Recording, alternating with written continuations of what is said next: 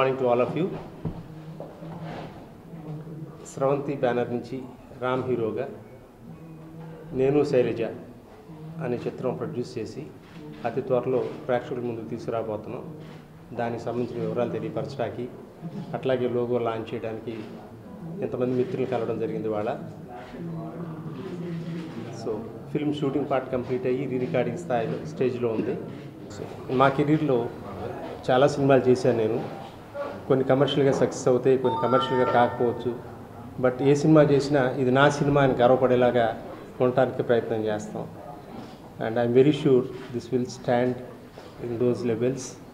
And ఆ ఎక్స్పెక్టేషన్కి reach అయ్యే సినిమానే అని భావిస్తున్నాను నేను. This a wonderful love story with a lot of family emotions, and which can be viewed by youth and families basically.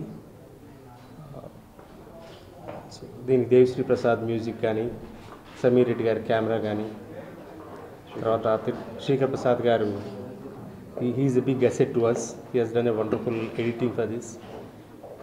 చాలా సంవత్సరాల తర్వాత నేను ఒక ఎడిటర్ ఇంపార్టెన్స్ అనేది చాలా పర్టికులర్గా గమనించాను. ఇందులో ఎంత నష్టపోయాం శ్రీకర్ ప్రసాద్ గారు లేకపోకుండా. The way he has presented the film, it's a wonderful experience working with all these technicians. ఎప్పుడు లాస్ట్ ఇయర్ జాన్యువరిలో ఈ కిషోర్ అనే వ్యక్తి నా దగ్గరికి వచ్చి, అతను ఎవరో కూడా తెలియదు, ఒక 15 నిమిషాల పాటు ఒక కథ చెప్తానండి అన్నాడు. చాలా చిన్న పాయింట్గా చెప్పాడు. చాలా బాగుంది, ఇది అందరూ కనెక్ట్ అయ్యే పాయింట్గా అనిపించింది నాకు. ప్రతి వ్యక్తి వాళ్ళ జీవితంలో చూసే కొన్ని సంఘటనల్ని ఆధారం చేసుకుని చేసిన కథ. రామ్ కమర్షియల్ ఫిల్మ్స్ చేస్తున్నాడు బాగా, బట్ ఇందులో ఫ్యామిలీ వాల్యూస్ ఎక్కువ ఉన్నాయి. నువ్వు డెవలప్ చేయి కిషోర్, నాకు 100% నచ్చిన తర్వాత మనం బాబుకి చెప్దాం, రాముకి చెప్దాం. If you likes it will proceed, until then I cannot give you any assurance అని చెప్పాను. చాలా చక్కగా మంచికి వచ్చాడు కథ 3 నెలల తర్వాత. రామ్కి వినిపించగానే చేద్దాం పెద్దన్న గారు చాలా బాగుంది, కొంచెం టైం తీసుకుని వర్క్ చేసుకుందాం అని అన్నదాని మీద అతను ఆల్మోస్ట్ 1 year స్క్రిప్ట్ మీద వర్క్ చేసుకుని we have started in last April. And output గురించి ఎక్కువ చెప్పడం అందరూ చెప్పేది, but we have done to our satisfaction. నాకు బాగా గుర్తు, ఎప్పుడో ఒకసారి నువ్వే కావాలి చేసే టైంలో ఎప్పుడు ఈనాడు బాపినేడు గారితో మాట్లాడతా, సార్ మాకున్న శక్తి మేరకు ఈ సినిమా చేసాం, ఎంత సక్సెస్ అవుతుందో మాకు తెలియదు. అట్లాగే ఏ సినిమా సక్సెస్ పరిధి కూడా ఎవరైనా చెప్పలేము. శ్రీమంతుడు అంత సక్సెస్ అవుతుందని బోసే చేసినప్పుడు అలా అనుకోపోయి ఉండొచ్చు. Just like that we will put in our the best of our efforts. So ఈ సినిమాకి సంబంధించి కూడా మేమందరం పూర్తిగా మా ఎఫర్ట్స్ పెట్టే చేసాం. చాలా మంచి సినిమా చేసామని నమ్మకం కలుగుతుంది. వాట్ హ్యాపెన్ బిట్వీన్ దెమ్, దీనికి ఒరిజినల్గా వర్కింగ్ టైటిల్గా వేరే కథ అనుకున్నాం. హీరో క్యారెక్టర్ పేరు ఇందులో హరి, సో అతనికి సంబంధించిన కథ. బట్ ఫర్దర్గా అనుకున్న దాంట్లో it's a story related to both the boy and the girl. So why not we have as Nenu Sailaja, which will be more attractive అని అనిపించింది మాకు. సో నేను అంటే హీరో, తన కథ తన పాయింట్ ఆఫ్ వ్యూలో, నాకు అమ్మాయికి మధ్య జరిగిన కథ ఏంటనేది చెప్పడం. సెంటిమెంట్ అంటే యాక్చువల్గా అండి ఏ సినిమాకి అనేవాళ్ళు ఓపెనింగ్స్ అనేది చాలా ఇంపార్టెంట్. సో అందరూ ఒక్కొక్క డేట్, ఒక దసరాకి రిలీజ్ చేద్దాం, సంక్రాంతికి రిలీజ్ చేద్దాం, లేకపోతే ఉగాదికి రిలీజ్ చేద్దాం అనుకుంటాం. నేను January 1st రోజున రఘువరన్ రిలీజ్ అయినప్పుడు అన్ని థియేటర్లకు వెళ్ళి చూశాను. The way audience were coming to theatres, టోటల్గా ఫ్యామిలీస్ అందరూ కూడా సంవత్సరం మొదటి రోజున ఒక చక్కటి అనుభూతి కోసం వస్తున్న ఫీలింగ్ కలిగింది నాకు. So I thought it have really good openings. So that's very appropriate date అని అనిపించింది. తర్వాత వెళ్తే ఇంకా సంక్రాంతి సినిమాలు ఏమైనా ఉంటే this is a film which fits in for January 1st release, just like Raghuvaran was. Raghuvaran BTech కూడా అట్లాగే చక్కటి కథతో బయటకు వచ్చిన సినిమా అది. స్రవంతిలోని స్పెషాలిటీ అని మీరు అడిగితే, ఫ్యామిలీ మొత్తం చూడదగ్గ సినిమా లాగానే అవే చేసుకుంటూ వచ్చాము ఇన్నాళ్ళు. ఇది కూడా డెఫినెట్గా అందరూ సకుటుంబ సమేతంగా. So you need not hesitate to go with your family members. ఎవరైనా అంటే బయటకు వెళ్ళిన తర్వాత వచ్చిన అనుభూతి వెళ్ళాలని నా అభిప్రాయం.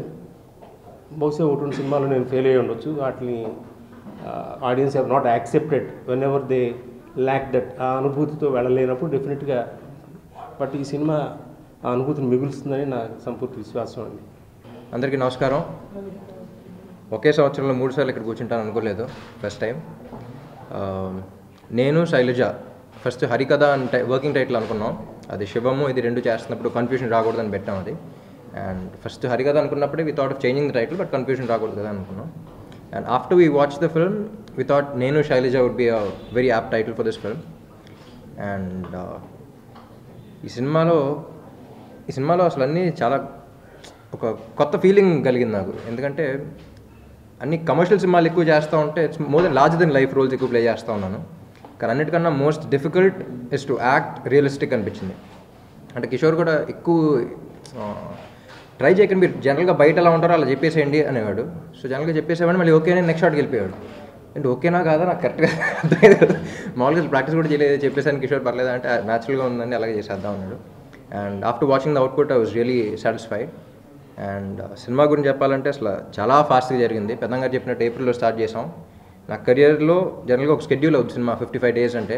సో 55 daysలో సినిమా కంప్లీట్ చేయడం జరిగింది. And the output is phenomenal. Sameer Reddy గారు కానీ దేవి కానీ the output దెవ్ given. And January 1st release చేద్దాం అనుకుంటున్నాం. నేను శైలజ అనే దానికి బేసిక్గా సినిమా కూడా వాయిస్ ఓవర్తో స్టార్ట్ అవుతుందండి. నేను సినిమాలో డీజే అండి, సినిమాలో డీజే, నైట్ క్లబ్లో పనిచేసే డీజే.